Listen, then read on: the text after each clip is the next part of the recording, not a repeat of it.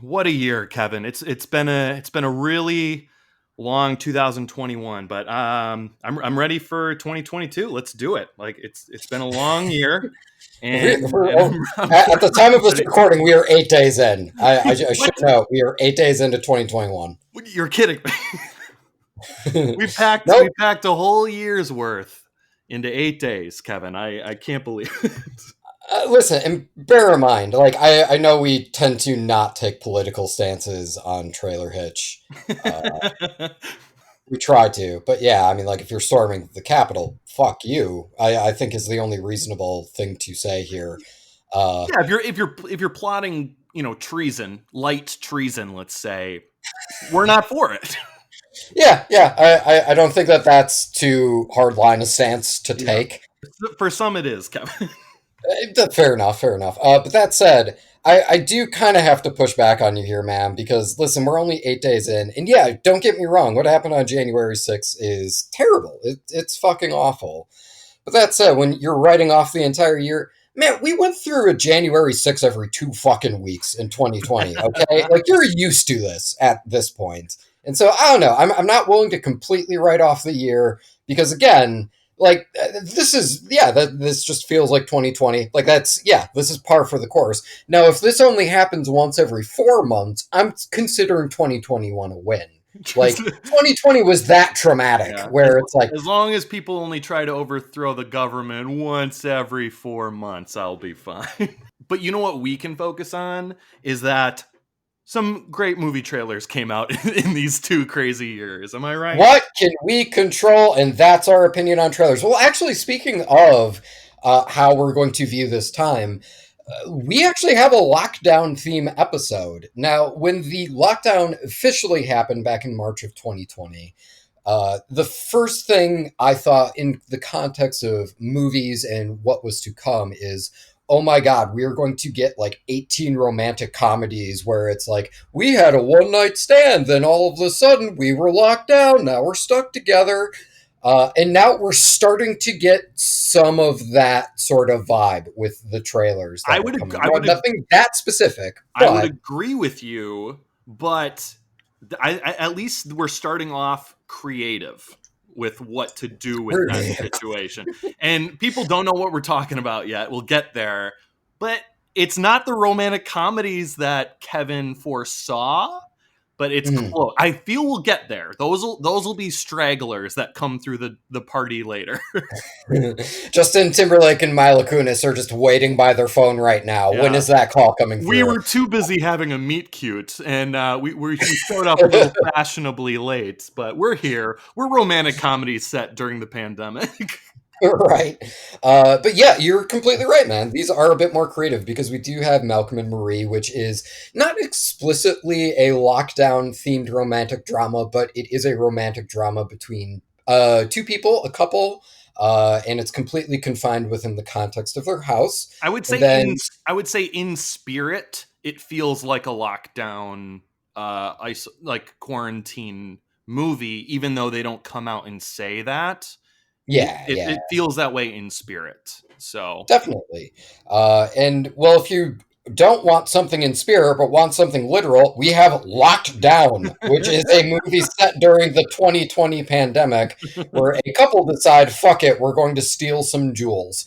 Now, listen, I know we tend to sometimes look to entertainment for escape. And so if you're hearing all this and thinking to yourselves, God damn it, this is my way to disconnect Trailer Hitch. This isn't what I want. Don't worry about it. We also have Soul. We have a review of the movie Soul. We're going to be looking at the trailer in retrospect. But before we do all of that, here's this theme song. You can't haul your stuff without a trailer hitch. Trailer hitch.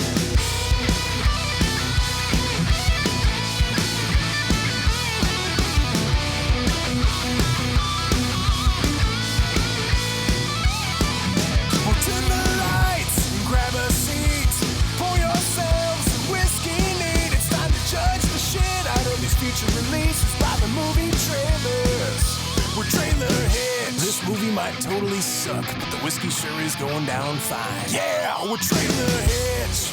Kevin, you mentioned when this lockdown, this pandemic started for us way back in March, you know what else Mhm. came out in March? And I think it's very fitting is that trailer for Soul. So we'll be talking about Yeah. Soul, the movie, but I think it's also fitting that that was one of the last trailers right before the lockdown.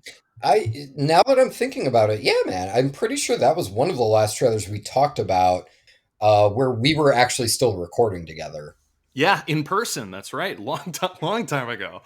Yeah, We've been doing this across town thing between the two of us for quite a while. It's been working out, but I miss staring into those beautiful eyes of yours, Kevin. I was about to say it's gonna feel weird as shit when we're actually doing this, and I'm looking over at you like, oh fuck, I can actually see him animate. I can see when he has something to say.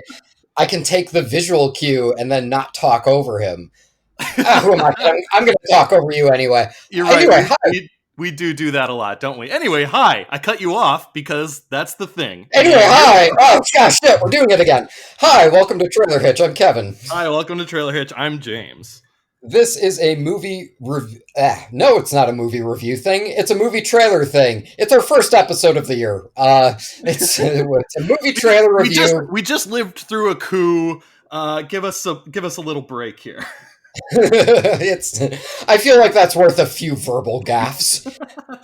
All right, this is Trailer Hitch. We rate and review movie trailers. We rate them on a scale of need to see more, or never need to see. If James and I both give a trailer a need to see rating, we celebrate. Then we go see the movie, report back to you guys in a segment called Trailer in the Rear View, in which we review the trailer in retrospect and talk about the film writ large. Yes, these days that's a far shorter walk. We're just going over to our couches. But the idea is, would we be willing to pay like $20 to watch something on Amazon Early Access and then potentially regret it because $20 can go a long way in the pandemic? That is what we do. I also just want to point out, James, by the way, this is episode 111, and it's our first episode of the year. Let's take a moment to say, Huh. Right? Huh. I mean, wait. Let me try that again. I can do better. Okay. Huh. There we go. That was a little bit more pensive. Yeah, that was a bit pensive. more pensive. Yeah, I'm a year older. I'm a year wiser. My stumbling over my words need to sound a little bit more poignant, I think. Well, at the very least, man, for me, it's like, oh, hey, I just noticed that. Does that mean anything special? Nah. Nope. So anyway, we're moving on.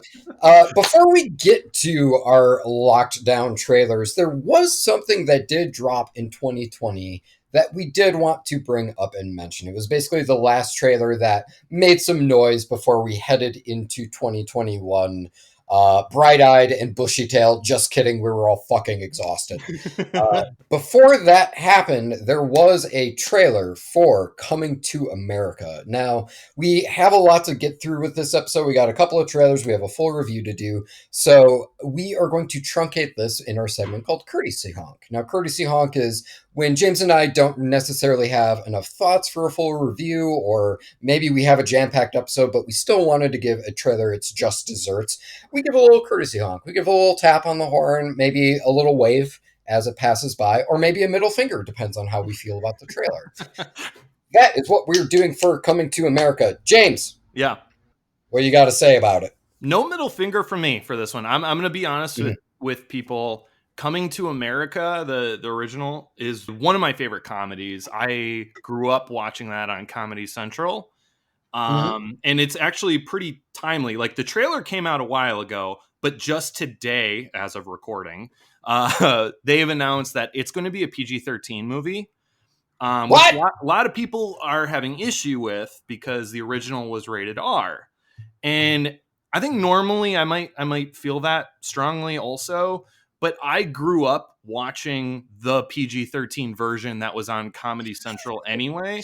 And the humor that made that movie good isn't R-rated humor. It's just not. It was just legitimate funny writing and funny scenarios and funny acting. And I hope that carries over into this new one because I liked this trailer. It was that's a very nice and nuanced take, James. Yeah. I will say, to get you hot and bothered, I've never seen the original Coming to America. Kevin, come on, man. That said, The only thing I know about the original is Sir the Royal Penis is clean joke. Even though I don't have strong ties to the original, just so that way there's conflict within this podcast, I'm very upset that this sequel is PG-13. So there you go. No, I don't even think I know what you're talking about, because that scene sounds like something that wouldn't have been on Comedy Central. Definitely wasn't. There was boobs in that scene, Well, so then, that yeah, would that would have been on Comedy Central. And if I'm being honest, doesn't sound like it really progressed the plot a whole lot, Kevin. So who cares? That's not what that scene is known for. That's correct. But anyway, I liked it. James Earl Jones is in it. It's good to see him and hear his voice. And it's good to see all the zany character acting that Eddie Murphy and Arsenio Hall do, which they did in the original as well. Now, were they also dressed in prosthetics, and were they doing what I'm referring to as the Nutty Professor? The barbershop characters? Right. Well, not necessarily barbershop characters, but did they play multiple characters in the original Coming to America? Oh, absolutely. I think Okay. the idea of the Nutty Professor remake with Eddie Murphy, that probably was greenlit because Coming to America was so successful with what they were doing there. So I got you. I honestly believe that, because Coming to America was massively like them popping up in a bunch of different characters. It's so funny, Kevin. We're gonna do a Zoom watch together and watch it. But in the meantime, Oh, wow. 2 thumbs up with this movie for me. So there you go. I like it. No middle finger, just a nice little tap on the horn. And we'll see you when we see you, Coming to America too. Okay, well, hang on. I have to lean over you because I have to yell things at the trailer as we're courtesy honking it. I will say, because I don't have that connection with the original movie, I was coming at this and completely fresh. So yeah, the beginning of the trailer, because it goes for not necessarily a fake out, but they go for a reversal gag at the beginning where it's showing the wonder and majesty of Eddie Murphy's kingdom. And then he finds out that he has a male heir, a son in New York, and so he's got to go back to America. We get Arsenio Hall going, "Oh, hell no!" And that's the beginning of our trailer, and went, "All right, word, I'm really excited about this." And then we get what's effectively just a montage of here are all of the character actors who are going to be in this. And then we get that extended barbershop bit. Yeah. And I went, okay, yeah, that was pretty funny. And that was more or less it. So it's like, as a trailer, I think it really is banking on you being like, hey, you know and love Coming to America, up to and including the version that ran on Comedy Central that was PG-13 that took out that bit with the boobs.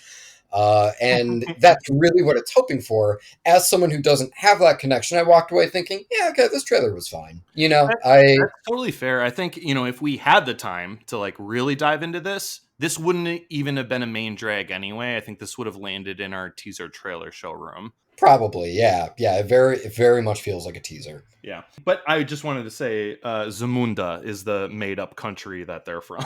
So okay, cool. Go. Yeah. When you think about it, we spend the majority of the trailer there, come to think of it. I mean, maybe the barbershop bit is like just as long. But yeah, that's why it doesn't necessarily function on its own, because it's like we get our setup and then pretty much abandon all of that setup just for that barbershop bit. But again, like, it's a teaser trailer that is playing off of you knowing and loving the first movie. Exactly. So if you don't love the first movie, yeah, you should definitely look this shit up. So should we dive into these more timely trailers? Yes, timely trailers indeed. Yeah, we gotta spend some time, because that's mostly what we've been doing, whether that be digitally or whatnot. Definitely, James and I have hung out digitally, whether it be this podcast or through like Zoom hangouts and shit like that. But who we've been neglecting, James? Our two friends, Malcolm and Marie. They seemed like they were very much in love, but perhaps their relationship is more fraught than we thought. Let's check in with them. Mystery. The unknown. It's what supports the tension of a relationship. You're angry. No. The what if factor. Marie. What if there's someone who loved them better? M&Ms, they melt in your mouth, but will this M&M melt in our hands? We'll see. This is Malcolm and Marie. This is written and directed by Sam Levinson of Euphoria fame. And speaking of Euphoria fame, this is starring Zendaya and also John David Washington. And that's it. Our random shout out, because we here at Trailer Hitch like to give random shout outs to the cast and crew members because the top billed people tend to hog all the credit. So we are going to be shouting out Law Roach, who is the costume designer. Hey, Law, good job, bud. But also, I just want to say your name is fucking rad. Law. I mean, how do you like what? Law? Law, like Dick Wolf is producing his name, Law.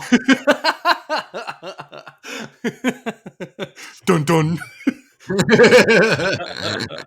Okay, well, that's awesome. I do love that name. Right. Okay. So anyway, what is going on with Malcolm and Marie? Well, there are a couple, and they're very much in love. Or are they? So we have this couple who seems incredibly entranced by each other.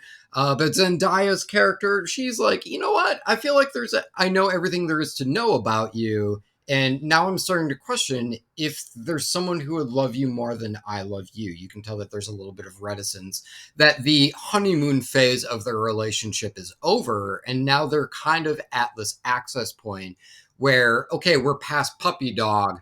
Are we full dog in this? Are we going to be Dashins together for the rest of our lives? I don't know how this metaphor works. I'm single.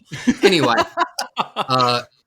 so you see, he's single, ladies. He's single. Woof woof. Am I right? We're gonna get a lot of emails, Kevin. Just for you, buddy.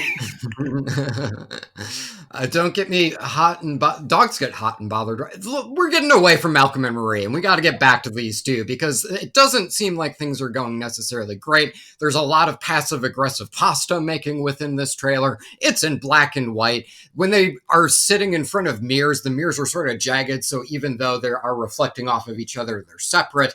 It's a whole thing.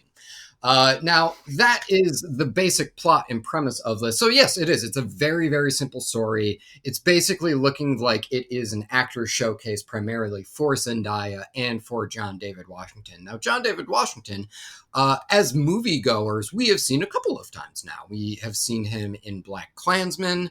He was also in Tenet. And so now we get to see him flex a different muscle because Black Klansman to an extent, but especially with Tenet, he's more or less playing action heroes in both of those. And here we get someone who is, I don't want to say more of a person because Ron Stallworth was, but his character in Tenet was literally named the protagonist. So he gets more of a character with this, certainly. For God's sakes, he has a name. It's Malcolm. Now, Zendaya, as far as I know, and maybe you can correct me if I'm wrong, James, because you're my teen expert, but I'm pretty sure this is Zendaya's first feature film role because she's mostly known for Euphoria. She is going to be in Dune. Granted, that was supposed to come out last year, but you know. Oh, Kevin, no, you're wrong. No? You're so wrong. I feel all right, so hit me with bad it. for you. No, she... Actually, wait, if we're going with the teen thing, write a mean Tumblr post about me as you're telling me this. Now, I do want to clarify, I am not comfortable being your teen go-to question guy, Kevin, because... listen, you're my Star Wars guy, you're my Disney guy, you're my teen guy, there's comic guy. Speaking of Disney and comic guy, she plays MJ in the Spider-Man movies with Tom Holland. Fuck, right. I've seen that. So definitely not her feature film debut. Definitely. That's fair. Yep. That's fair. Yeah, she's really good in those too. Well, will she be good in Malcolm and Marie? So far, it looks like the answer is yes, because this is primarily an actor showcase. I would say that my impression so far is like, yeah, I am getting a lot of dynamicism it's a word that I can't say, but I'm trying it a third time. Bear with me. Dynamicism. Fourth time was the charm. In range, I should have just said range. Fuck it. The range is very much there with both of these actors. We see a lot of, varying emotions, whether that be kind of like the pensive looking sad while in a bathtub scenes, while we also get kind of our more full-fledged freakouts. And in that sense, this does look good. I also did appreciate the cinematography. Love me some good black and white cinematography. That's what we get here. I kind of like its motivation here because this is going for a very classic, this is just a love story, and at points the lack thereof, which is in of itself very classic. So therefore, hey, let's make this black and white. I think that's cool. Also, might be because this was the first film that was made during the pandemic, so they might have been like, let's just make it easier on our cinematographer. Either way, I think it works. Now, I've been gabbing on for a little bit trying to pronounce dynamicism. So, James, what's going on with you? Well, I mean, I like that you called it a love story because we actually have a literal tagline that says it's not a love story. So I love to see how much you pay attention, Kevin, which is not at all. I was waiting to bring up those. It's not intellectual bullying because they're not critical.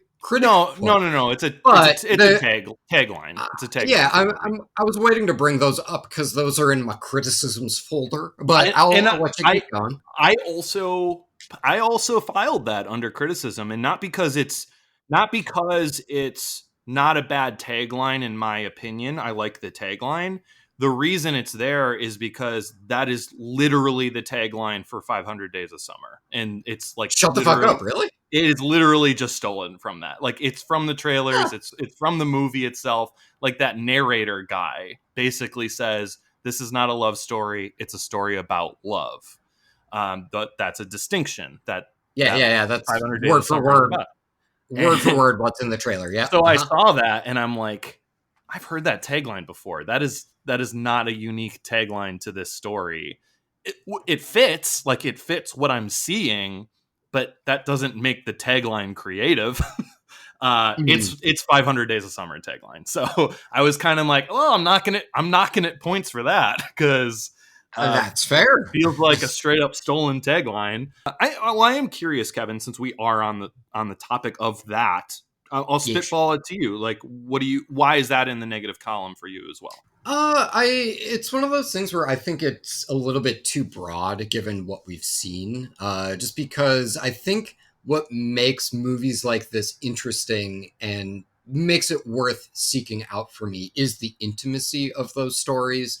And that specificity, I think, can reach bigger themes that you might be able to apply. And like, certainly this movie, I'm sure there are some couples that are looking at this going, yeah, I've definitely passively aggressively made pasta while avoiding a kiss from my boo.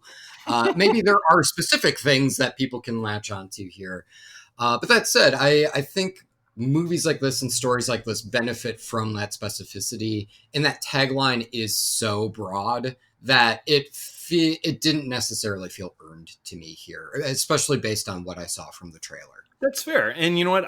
I may actually disagree with you on that merit, but it also has the added stinger that it's a tagline from 500 Days of Summer. So I don't like it for that reason.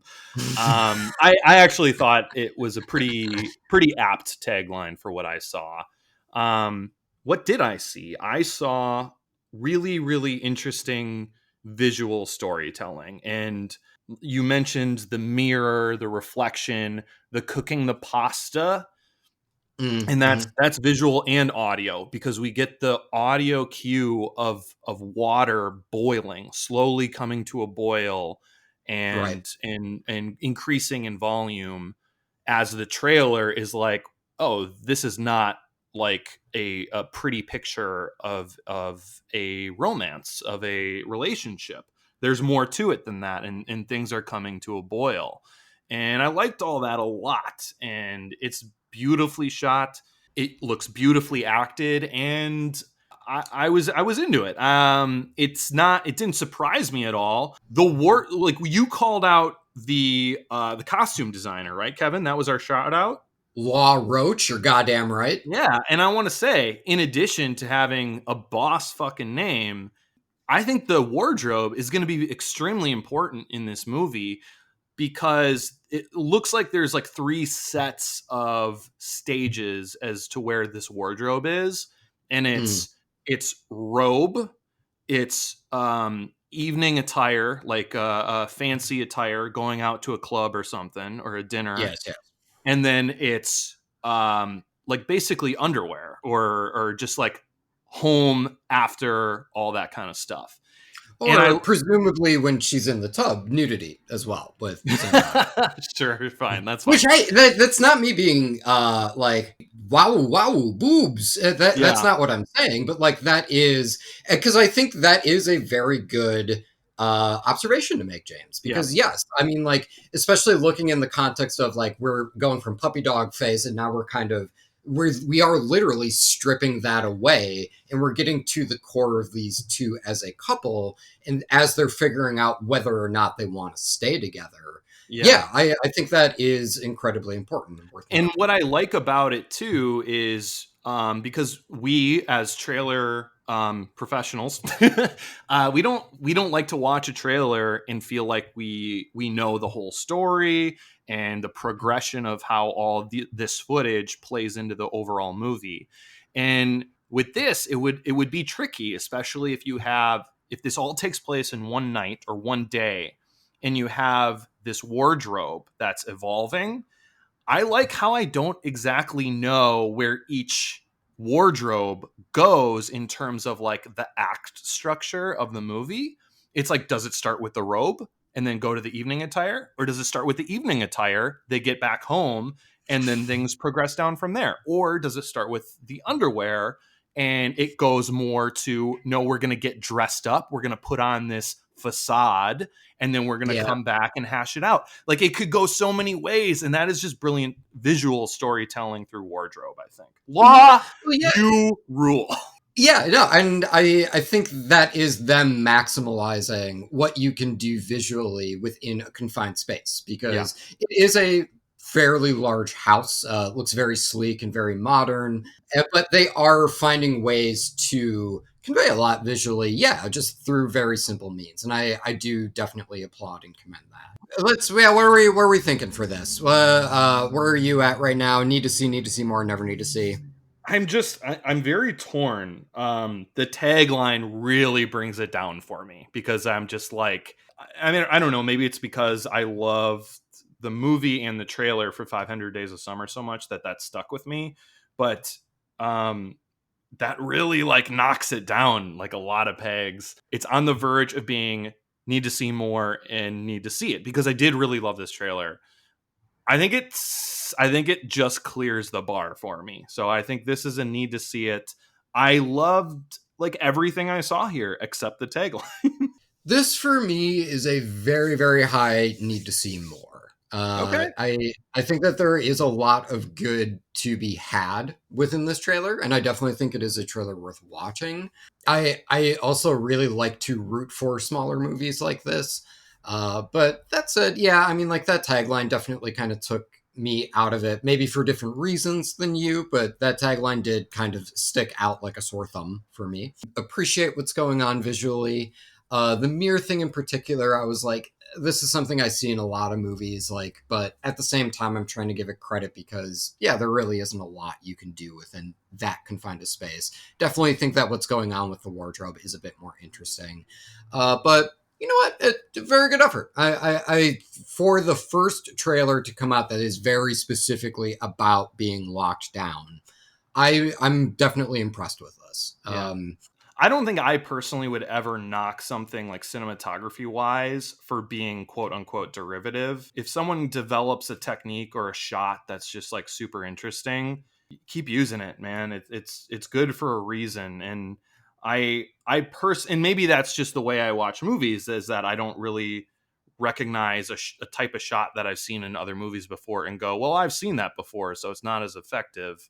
But I don't know, if you couldn't like redo shots that have been in like 100 other movies before, I'm pretty sure Quentin Tarantino would not have a career right now. Oh, I only exclusively watch movies with shots that have never been done before. James, I have not seen a close-up since 2012, and I intend to keep it that way. I did. My comment did sound more harsh on you than I intended it to. I did not intend it to sound so harsh. No. It didn't come out harsh. I understand what you're saying. I think when there are certain visual tricks, I think it can depend, especially on context. And again, because we got away from specifics and started to get a bit more general with the trailer and is like, this is a story about love in general. That tends to take away from their specific story. So like using a shot like that, which does tend to imply something a bit more specific about a particular couple. I don't know. I see a few incongruities, but again, maybe we'll see the movie and be like, oh no, fuck, it totally works. And hope so. It'd be rad if this movie ruled. Maybe. We time will tell. All right. We've been locked down in what we think about Malcolm and Marie. I say we get out of being locked down and fuck me. We go into being locked down. We have a situation, Paxton. All the major department stores are closing. They want everything out in the next 4 days. We have a problem. At Harrods, we have $4 million worth of jewelry. Someone's gonna have to pack the valuables up. I believe you are a man who can be trusted. You're talking about stealing a diamond. £3 million. Live wild or die, Linda. And I'm feeling good.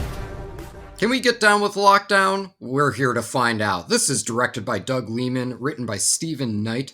This is starring Anne Hathaway, Chiwetel Ejiofor. James, help me. I have avoided trying to say that name out loud for a very long time. I feel horrible, and I'm not going to attempt it right now either. So we're going to move on. No, it's okay. It's okay. I dove on the grenade, and well, hopefully it's a dud. But anyway, this also stars Ben Kingsley. Surprise, Ben Stiller is in this. Who would have thought? We also have Mindy Kaling, Stephen Merchant, Mark Gatiss. Our random shout out is going to go to Sam Barry Parker, who is the key second assistant director. Hey, Sam, it looks like there was a lot of stuff that had to be shot in person during a pandemic, and also there were people who seemed to appear exclusively via Zoom and video sharing apps. So I'd just like to say, you probably had a rough couple of months, but hey, bud, good job. You did it. James, yes. How about you and I tag team this? We're going to popcorn it. We're going to talk about what's happening in lockdown. You start. Okay, I'm ready. So we start like how you would imagine any movie that takes place during the pandemic lockdown would start. Like Kevin said, over a video chat through the internet, presumably Zoom, right? Right. I was about to say, I am expecting Zoom to get a cinematography credit. Oh, see, Kevin, no, I'm sure they'd have to change it just a little bit just to not get sued by Zoom. Oh no, I have to give bad news over this Vroom call. Yes, so we get a little bit of an insight to the relationship between our two main characters, Anne Hathaway and the guy. And I'm fairly confident his first name is pronounced Chiwetel, so we'll go with that. So Anne Hathaway and Chiwetel are having relationship issues as explained by him to his family members on the Zoom chat. And you kind of like get the vibe that, oh, this is just going to be kind of like Kevin, suggested or predicted way back when. Oh, maybe this is just kind of like a romantic comedy or something about a couple in lockdown. And It definitely follows those motions and those steps for a lot of this trailer. We find out a little bit more about Anne Hathaway's job. She clearly has to fire. I don't know if this is like a George Clooney and Up in the Air situation where it's her job always just to fire people, or if she has a larger job, it's just that entails in firing people. Yeah, I mean, like my initial impression was she is a manager for this company, and part of being a manager for this company is, hey, you're the one that has to break the news that you're furloughing or firing people during a pandemic. Okay, and I think that fits. So basically, she's been told by her bosses that she needs to fire all these people, and it was not great, not a great experience for her. And you would hope. So she's having a hard time with her job. And then Chiwetel gets furloughed from his job, which it's a little more vague in the beginning of the trailer what his job is. They're going through the motions that all of us did at the beginning of lockdown of what are we doing? Like what comes next? Popcorn Kevin, take it away. Okay. Someone played by Ben Kingsley hits up Chiwetel and says, "Hey, man, we need your help moving some merchandise." And it also seemed like Anne Hathaway was also being told, "Hey, this merchandise has to move," which is why I'm kind of hesitant in saying who gets, in quotes, the job. What's happening is we're going to be moving these diamonds from this department store because, no one's buying them because no one's out. It's March of 2020. And so Anne Hathaway and Chiwetel decide, hey, no one would notice it if it was gone, right? And so they decide to hatch a plan to steal that diamond. Mm-hmm. And that is where we go from there. And it is kind of a con, but these are two people who are ordinary people. So a lot of their foibles come from the fact that these aren't criminals. At one point, a security guard asks Chiwetel, "Hey, who are you?" And Anne Hathaway, to cover for him, says Edgar Allan Poe. And, we get our trailer cutaway of, "Oh my God, I can't believe you said that." And we then see this couple try to carry out this heist and steal this diamond. Now, the first thing I'll say, just like out the gate conceptually, is yeah, I'm not like necessarily really connecting to Anne Hathaway and Chiwetel's characters as of right now. Bear in mind, I connect with the beginning, but now we've moved past that, and now we get into, okay, well, now we're going to go ahead and we're going to steal this diamond. And yeah, like, especially given if we're bringing up wardrobe, I feel like Law could have really helped out here because per wardrobe, per the art decoration and stuff, it seems like this couple is fairly well off. And this does seem to come out more as whim than anything else, which I would be fine with if the comedy was played up a little bit more. Unfortunately, Edgar Allan Poe did not land for me here, or at least not nearly as hard as I think the trailer wanted it to land for me. I feel like if that comedy was built up more in, yeah, these are very well-off people doing this on a whim, and they entirely suck at it, and it kind of plays more as comedy, I would probably latch onto this far more. But because this is like, oh, here are two bored people deciding to steal a jewel. Will they, won't they? And it's like, I don't really care. I have to pay rent. So that's my initial impression. But how about you, James? Where are you with this? I'm 100% in the same boat as you. Like, I think on paper, the written character's backstory, I think Anne Hathaway and Chiwetel did a good job of doing their best to make us relate to those characters. Oh, definitely, yeah. But you're right. At the end of the day, it comes across as they were just bored. Their relationship seemed to be stuck in a rut. And it's like, those aren't really like super concerning issues during the current climate for a lot of the world. So even in the context of like personal, it's like, oh, for God's sake, just angrily make pasta like the rest of us. Am I right? Exactly right. I will say though that it was a charming twist though. And because I actually, when I clicked on this, I didn't know that this was like a jewel heist type of movie. Sure. I just was like, oh, Lockdown, new trailer came out today. I'm trying to find some like fresh trailers for Kevin and I to talk about. Let me watch it.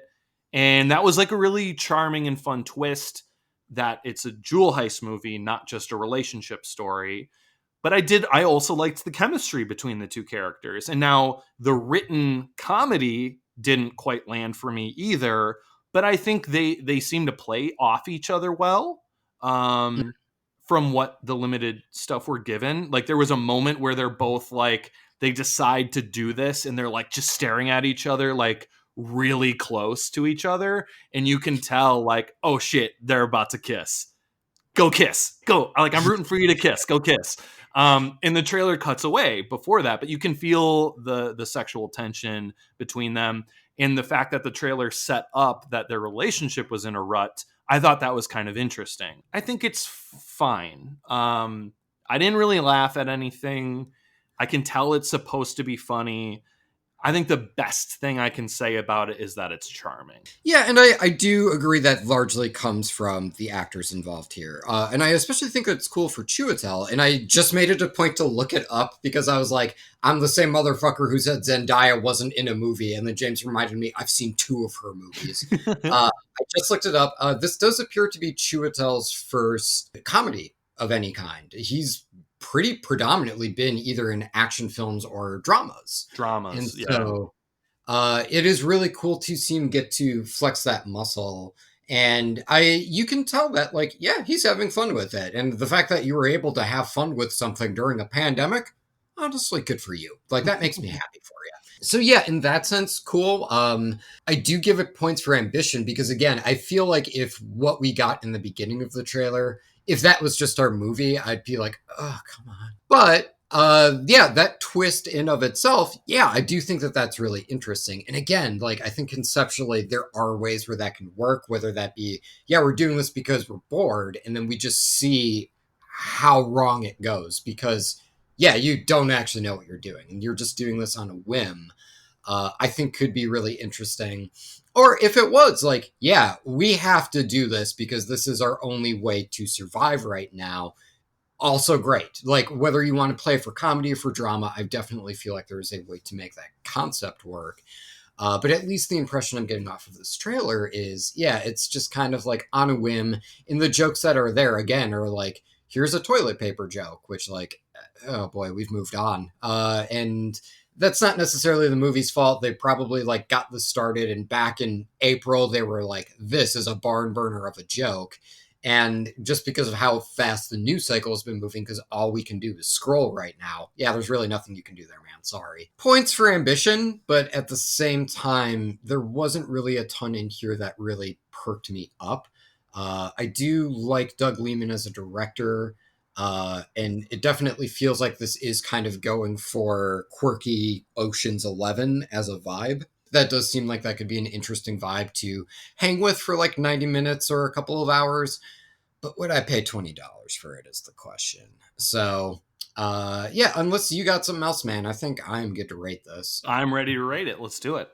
Yeah, I would give this I was on a very high need to see more for our previous trailer. This is a very low need to see more for me.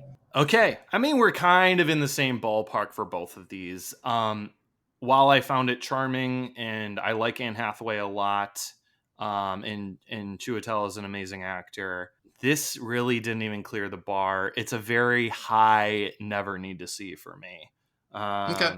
I didn't find a whole lot to get me excited about this one. I think it's a unique concept for the quarantine, for the pandemic.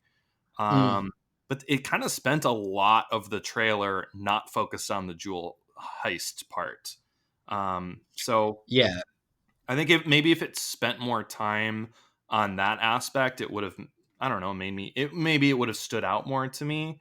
But at the end of the day, I feel like this is a trailer that's going to kind of fall by the wayside, and I'm kind of going to just like forget about it after a while. Sure. Yeah, I feel like this is a trailer that if this came out when I could actually go outside, I probably wouldn't pay it too much mind. But because all I have right now is time, it's one of those things where I'm like, okay, like I like the vibe here generally. I might not necessarily grasp onto the characters as tight in terms of their motivation, but at the same time, like, they're played by 2 pretty charming actors, and it feels like there are worse ways to spend a Saturday night when you're still in lockdown. I'd say that.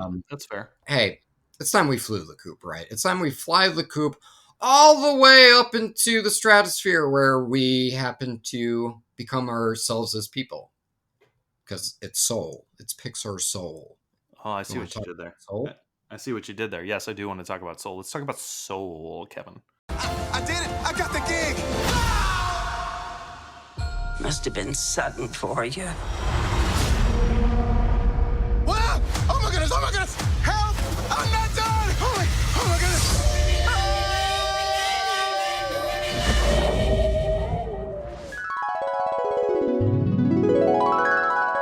It's something to think about, right? Should we be coddling kids about the ideas of death and, like, you know. If you're Pixar, no. Right. Pixar's been pretty confrontational about it, and I love them for it. I'm definitely going to see this movie as well. Okay, It's just a need to see. Yeah, need to see for me as well. Yeah. Oh, so triple need to sees.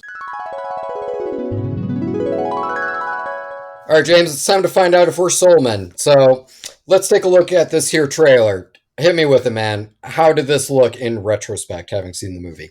I think it's no surprise to any listener of this show that this tracks with just about 90% of all Pixar movies. Right? Yeah. When it comes to the trailer versus what we actually get when we sit down and watch that movie. Now, we'll dive into it more, but in the broad strokes, all you need to know is, as good as this trailer was, because we liked this trailer, it showed an ambitious concept. It showed an awesome story and humor. You don't even know what this movie is majorly about. And I love that about it. So in terms of what are you getting in the trailer, does it prepare you for the movie? I kind of want to say no in a weird positive way. Does that make sense, Kevin? No, it does make sense in a positive way. Because, yeah, I definitely walked into the movie Soul with my own interpretations and expectations for where I thought this was going. And I would say by about the 30 to 40 minute mark, I went, I have no idea where the fuck this is going. And that was really exciting for me. I appreciated that. And yeah, I don't think it's necessarily like a Marvel trailer where they'll deliberately shoot shit that isn't in the movie just to like throw off internet detectives. I don't think it's necessarily anything as intentionally obfuscating as that. It just feels like, oh, this is the way to sell this high concept within a 2-minute, 3-minute stretch of time. And like that makes sense. This trailer ends with one of these, I guess, creatures, we'll refer to him as, realizing that the soul count is off, that a soul escaped. And they really build that up because it's the end of the trailer. Like, oh, this is going to be the central conflict. Like, this is going to be the external force that, like, we are going to have to really keep on top of throughout this narrative. And that's like a C plot. Like, it's really not that big a portion of the movie. See, if memory serves, Kevin, and I could be wrong because this was March of 2020, I think I even then had a slightly different opinion than you did about that button of the person having the soul count off. I think even then I was convinced that the other person responding with a kind of convinced me back in March that, oh, this is going to be kind of like a comical side story of this, like figuring out like how to write the count. Whereas I think if memory serves, I remember you like pointing that out and being like, oh, we didn't get more of that, what I assume is the central conflict. And I think we just differed on what we thought would be the central, not antagonist. I think conflict is the right word, right? Yeah. And it is one of those things where that conflict is definitely more driven in the film with the main character's relationship with the soul that he gets matched with in the soul. Right, 22. Yes, which we don't know that. Or no, we do know that in the trailer. They say it. You don't really remember that because it's a number, but in the movie you remember it. It's Soul 22, Tina Fey's character. It's one of those things where like we get those characters talking to each other, but it feels like, at least within that original trailer, they are a bit more in simpatico with each other. When realistically, oh no, Joe and 22 are at odds for a good like 90% of the movie. And bear in mind, like they're not necessarily like deliberately antagonizing each other. It is an odd couple in a sense, and that really ends up working. That doesn't necessarily come through in the trailer. So it's a weird thing, like with most Pixar movies where, oh yeah, we saw the trailer at the time, and with Soul, we were actually a bit lighter on it. We both gave it a need to see. So we were like, yeah, totally, like this really works. But like most Pixar trailers, yeah, you look at it in retrospect and go, that did not fucking prepare me for what I was Yeah. in for. Well, and I think it's because most Pixar trailers, like we've established, they don't really dive into the plot of the movie a whole lot, and it mostly focuses on the I don't want to say shtick or gimmick, but the concept. That was enough for this Pixar trailer to make us go, that's an interesting concept. So on concept alone, I think is why we gave it a need to see. And boy, were we in store for a treat when we found out there was more to this movie than just that high concept. Like the plot, the story went further than, really the trailer lets on, which is why it doesn't really sell the movie properly. Right. But we'll get into it. I mean, should we get into it? Should we talk more spoiler and open? Dude, I think it's time we get into it. Yeah, let's go for it. All right, cool. Well, Kevin, do you want to explain what happened at that 30-minute mark that made you go, I do not know where this is going? Joe and 22 are trying to figure out, well, specifically Joe is trying to figure out a way to get back to Earth. He just kind of has 22 latched onto his side. She has zero motivation to go to Earth because it just sounds like Earth is miserable, which 2020 made the case for, Joe and 22 end up meeting what's effectively a group of hippies who, through arts of meditation or other means, are able to tap into the spirit world. They are on a ship that's exclusively blaring Bob Dylan. And this hippie is like, okay, I'm going to effectively do this spell, and you can see your own body down there. As you can see, you're still alive. You're just comatose right now. There might be a means to get you down, but we have to do this safely. And then Joe and 22 fall into that pit on accident, and they wind up back on Earth. However, Joe has fallen into the cat that was the therapy cat that the hospital had, and 22 falls into Joe's body. And so they're able to understand each other, but to anyone on the outside looking in, it just looks like a frazzled jazz pianist is yelling at a cat. Now they have to figure out a way to switch their bodies back. It was basically a super complicated, high concept setup to a body swap movie. That's really all it is on its surface. But I love the fact that it was able to keep that hidden from people in the trailers. And that was something we found out. Now, don't get me wrong. It was a little telegraphed when you're watching the movie, when you're sitting watching the movie and they gaze down at Joe's bed and they see Joe there. And then they really focus on that therapy cat. And then the second they fall, I'm just kind of like, oh, got it. I got it. Joe's going into the cat. 22 is going into Joe. Well, I mean, at the very least, if Joe fell into Joe, then it's like, movie's over. Yep, that's true. I guess I shouldn't pat myself on the back too much. That's accurate. That would be the end of the movie. God damn it, James, you're smart. Give yourself credit. Anyway, let's talk about the body swap part. What'd you think, Kevin? I thought that it really worked. I think that they mine a lot of the comedy out of it because 22 has never been in a human body before, so I think they definitely get the most out of her having to learn how to walk in real time with an adult body. We get a lot of good stuff with finding the right moments to pull back and remember, oh yes, to anyone looking at this situation, this is just a cat screaming at the top of its lungs. I think they get a lot of good comedy out of it, but then all of a sudden those moments when Joe, by way of 22, would sit down and have a slice of pizza, and then all of a sudden that lighting changes ever so slightly. All of a sudden, the color temperature just gets a bit warmer. And you can tell 22 is really loving this. Yeah. And getting to watch 22 experience life.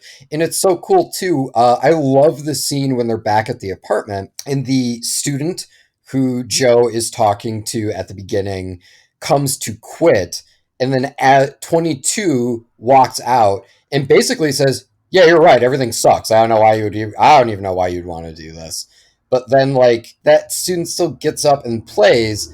And then all of a sudden 22, even through her disillusionment, goes, oh my God, you love this. Like, why would you ever want to give that up? And I think the movie does such a good job of not only building Joe's arc, but 22's as well. I think they both work really well with each other, where like they both have such varying views on how life works that like the movie finds a way to kind of get them to meet in the middle right at the end of the film in a way that I think is really great and also really funny, really touching too. I really liked the stuff with Joe and his mom. I loved how Joe Cat basically has to coach 22 and say, this is what I've always wanted to say to my mom. Yeah, that's all well and good, but I mean, the point of the movie is if you need one reason that life is worth living, it's food. And I can relate to that, buddy. Man, when 22 has that first slice of pizza and she literally has an out-of-body experience, I'm like, yeah, you get it. Like if there was nothing else, at least there is good food, and that in and of itself it makes life worth living. That was the whole point of this movie, right? hey! Don't forget about tree seeds. Tree seeds, super important. What? What are the things that fall out of trees? Like, you're right. The little helicopter tree seeds. Yeah. Sorry, I was Those like, are "What seeds, right? are you having a stroke? Like, what are you trying to say?" I'm like, "Oh, that's right. I forgot about that part of the movie." I always called them me and my cousins as kids. We always called those like little helicopter seeds. But yeah, that's true. That's true. I love this movie, man. It's so good. Like you said, the character arcs of both Joe and 22 are perfect, and they both rise and develop at very interesting points of the movie. And there are parts where 22 is like starting to advance. Well, no, I guess it starts with parts of in like the afterlife where it's like you're frustrated with 22 because like she just doesn't get it and she's super negative Nancy about everything. And then when you get down to earth, you just want to like take Joe by the collar and shake him and be like, dude, you're missing the point of everything. Even when his student shows up there and Joe as the cat is like, ugh, just get rid of her. I was so mad at him at that point because I'm like you're a teacher. Like you're not. I didn't think he was jaded enough yet to be like recognizing a student that like really, really loves music. And he's just going to be like, oh, no, whatever. She doesn't matter. My gig is the thing that matters the most. Like that was hard for me. And when 22 went out there and basically saved the day for that trombone student, I like wanted to clap, like stand up and clap. I was so happy. And to see that character arc ebb and flow for both of them, but they never got on the same note. You know what I mean? They were doing it at different times, and it took until the end of the movie for them both to get on the same page about it. Really, really well done. Really well done. Yeah. By the end, when he finally sits down at that piano and starts playing and realizes, yeah, like you have your passion and your art, but your love for life is what fuels that passion. That's what like really kicks it so hard into overdrive for me. And like, I definitely cried. Yeah. Oh yeah. This was an emotional movie. I love the message of just like, you know, life isn't about finding a purpose, and like the souls are always talking about finding a spark, right? And it takes the entire movie for them to realize that the spark doesn't mean that's your purpose in life. The spark just means you're ready to live life. And life is the purpose. Like music isn't your purpose. Art isn't your purpose. Being a, Wolf of Wall Street is not your purpose. Living life is the purpose. And having sparks within that is really good and awesome, but that's not the end game, man. The end game is just the ride. And what a beautiful movie to drive that. And it's such a simple message. It's so simple, but it's something that everyone needs to be reminded of. No matter what age you are, no matter what stage of your life you're in, that is a message that we can all do to remember all the time. So good fucking stuff. So yeah, let's get on to rating this, man. For movies, we rate them on our scale is should see again, glad I saw it, should have waited, shouldn't have seen it. This is a very easy should see again for me. Yeah, man, this is the tippy top. One of my favorite movies of the year. I think the only thing that edges it out for me at the moment is Palm Springs. I think I like this one even more than Invisible Man, which was my number 2 before Soul. And definite need to see again. Like this, I will watch this one over and over again. I'm very, very excited to revisit it. It was so good. For sure. Okay, man, we did it. First episode of 2021, episode 111, in the goddamn can. But before we go, we do have to ask, what do you think of Soul? Or rather, what did you think of Malcolm and Marie? Or rather, what did you think of Lockdown or Coming to America? Or, I don't know, just stuff. You can let us know by emailing us. If you want to hit us up at trailerhitchmailbox@gmail.com, you are more than welcome to. Otherwise, if you would like to, say, write a message to us on Facebook, write on our wall, do any of those things, yeah, you can certainly do so. If you just search Trailer Hitch Podcast in Facebook, you can find us, perhaps request a trailer for us to take a look at. Otherwise, if you want to keep that missive short, say 280 characters short, we do have a Twitter at Trailer Hitch Pod. Or if you want to take a picture and send it to us, you can do so at Trailer Hitch Podcast on Instagram. Or you can leave a comment on the very YouTube video you are watching. And hey, speaking of YouTube, why don't you go ahead, like and subscribe and do all the things that helps us find more listeners. Or if you're not on YouTube right now, well, then I'm assuming you're on Apple Podcasts or Stitcher or one of those other services that we're on. Who knows how far this podcast has gone at this point. I hit post and then it's out of my hands. Whatever you're listening to us on, though, yeah, if you want to go ahead, like, subscribe, rate, review, all of the things that help us find more listeners so more people can talk to us about Soul, more people can talk to us about trailers.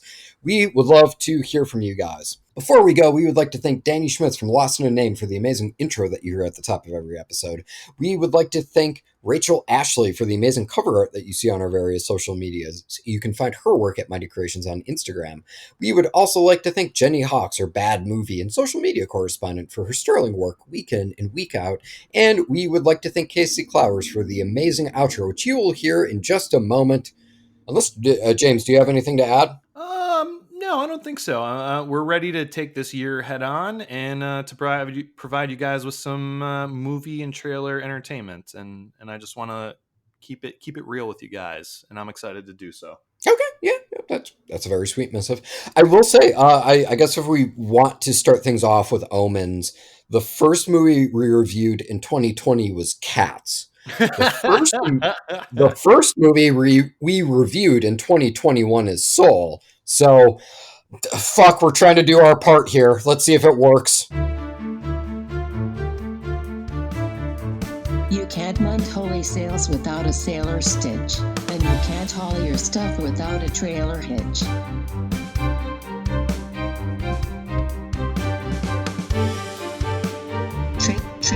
Trailer hitch. I was very proud of myself. I was taking off like my outer button-up shirt, and I feel like I pulled a muscle in my back, and I wanted to scream. Is this your wake-up call? Is this how you're going to start doing yoga? Yeah, no.